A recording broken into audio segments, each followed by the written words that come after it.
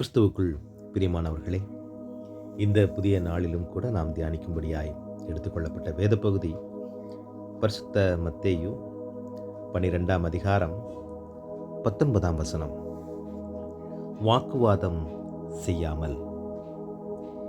இந்த வார்த்தைகள் நமது ஆண்டவர் இயேசு கிறிஸ்துவின் சாந்தத்தை வெளிப்படுத்துகின்றது. அவர் தனக்கு கொடுக்கப்பட்ட பணியை இந்த பூமியிலே வாழ்ந்த நாட்களில் எந்த ஒரு பிரச்சனையும் எந்த ஒரு குழப்பமும் இன்றி நேர்த்தியாக செய்ய வேண்டும் என்பதிலே மட்டுமே மிகுந்த கவனமாக இருந்தார் என்றால் மிகையாகாது.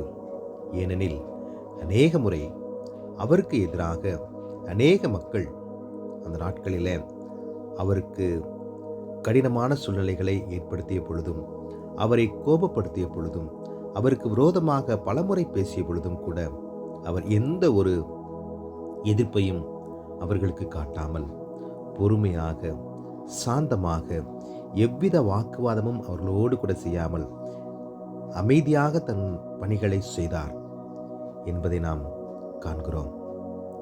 அவர் நேரம் வரும் வரை காத்திருந்தார், பொறுமையாக இருந்தார்.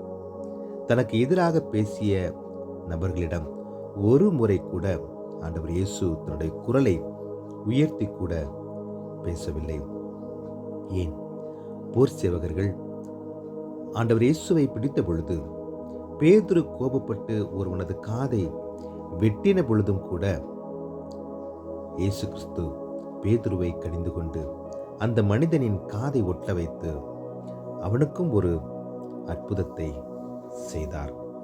ஆம், எனக்கு பிரியமானவர்களே, இந்த நிகழ்வுகளின் மூலமாக கர்த்தர் நம்மோடு கூட பேசுகிற காரியம், நாம் எந்த சூழ்நிலையை கடந்தாலும், எவ்வித மனிதர்களை கடந்தாலும் கூட, எவ்வித சூழல் உண்டானாலும் கூட, நமக்கு கொடுக்கப்பட்ட பணிகளில் உண்மையாய், உத்தமமாய், பொறுமையாய், சாந்தமாய், எவ்வித வாக்குவாதமும் செய்யாதபடி ஆண்டவர் இயேசு கிறிஸ்துவைப் போலவே நாமும் வாழ இந்த நாளிலே ஒரு புதிய தீர்மானங்களை எடுத்துக்கொள்ள, அவரைப் போலவே வெற்றி சிறக்க கர்த்தருடைய கிருபைகளை சுதந்திரித்துக் கொள்ள தேவன் தாமே இதனை கேட்டுக்கொண்டிருக்கிற ஒவ்வொருவருக்கும் கிருபை அளிக்கட்டும். ஆண்டவர் நோக்கி நாம் வேண்டுதல் செய்வோம். கிருபையும் இரக்கமும் நிறைந்த எங்கள் அன்பின் கடவுளே, இந்த புதிய நாளுக்காய் நாங்கள் நன்றி செலுத்துகிறோம். உம்மை போலவே நாங்களும் தகப்பனே பொறுமையாக, அமைதியாக, சாந்தமாக, வாக்குவாதம் செய்யாமல் எங்களுக்கு கொடுக்கப்பட்ட பணிகளில், பொறுப்புகளில், கொடுக்கப்பட்ட ஸ்தலங்களில் ஞானமாய் நடந்து கொண்டு உம்மை போலவே வாழ நீர்தாமே இதனை கேட்டுக்கொண்டிருக்கிற ஒவ்வொரு பிள்ளைகளுக்கும் கிருபை அளிக்கும்படி மீட்பெரும் இரட்சகருமாகிய கிறிஸ்து இயேசுவின் வழி ஜெபிக்கிறோம் எங்கள் ஜீவனுள்ள பிதாவே. ஆமென்.